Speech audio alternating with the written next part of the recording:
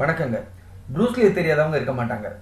தரத்தை பற்றி அவர் சொன்ன ஒன்று, தினமும் நம்ம செய்கிற செயலில் தேவையில்லாதது செய்யக்கூடாது. அப்படி தேவையற்றதை தவிர்த்தாலே நல்ல விஷயம் தானாக வெளிப்படும்.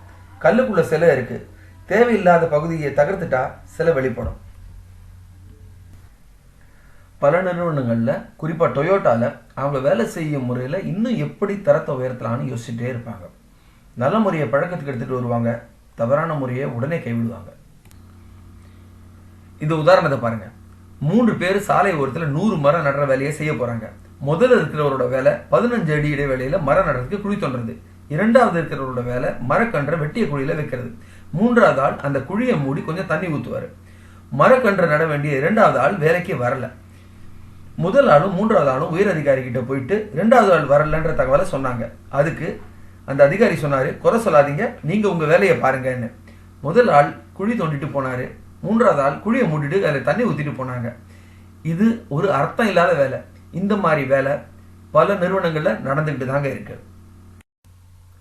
சிபோக் அப்படின்னா supplier, input, process, output, customer. இதை ரிவர்ஸில் பின்னாடியிலிருந்து ஒவ்வொன்றா பார்க்கலாங்க. கஸ்டமர் வாடிக்கையாளர் இல்லாமல் வியாபாரம் கிடையாது.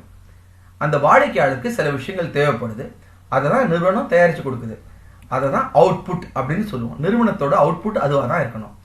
அந்த அவுட்புட்டை தயாரிக்கிறதுல ஒரு செயல்முறை நிறுவனத்துக்கிட்ட இருக்கும், அதுதான் ப்ராசஸ். அந்த ப்ராசஸுக்கு நம்மளுக்கு மூலப்பொருட்கள் தேவைப்படும், அதுதான் இன்புட். அந்த இன்புட் நம்மளுக்கு சில பேர் வழங்குவாங்க, அவங்க தான் சப்ளையர்.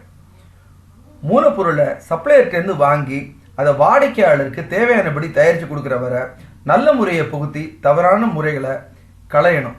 அப்படி செஞ்சால் தரமான பொருள் தர முடியும். அமெரிக்கன் ஏர்லைன்ஸில் ஆலிவாலான ஒரு உணவை பரிமாறினாங்க. கிட்டத்தட்ட பல பயணிகள் குறைஞ்சபட்சம் ஒரு ஆலிவையாவது மிச்சம் வைக்கிறாங்க. அதனால உணவு பரிமாறும் போது ஒரு ஆலிவை குறைச்சு பரிமாறினாங்க. ஒரு ஆலிவு தான் குறைச்சாங்க, ஆனால் ஒரு ஆண்டில் $40,000 வரைக்கும் மிச்சமாயிருக்கு. சேமித்த பணம் லாபத்துக்கு சமம் இல்லையா? அதனால நல்லதை செய்வோம், தேவையில்லாததை போய் மேல ஏறி தேவையில்லாத ஆணில புடுங்க.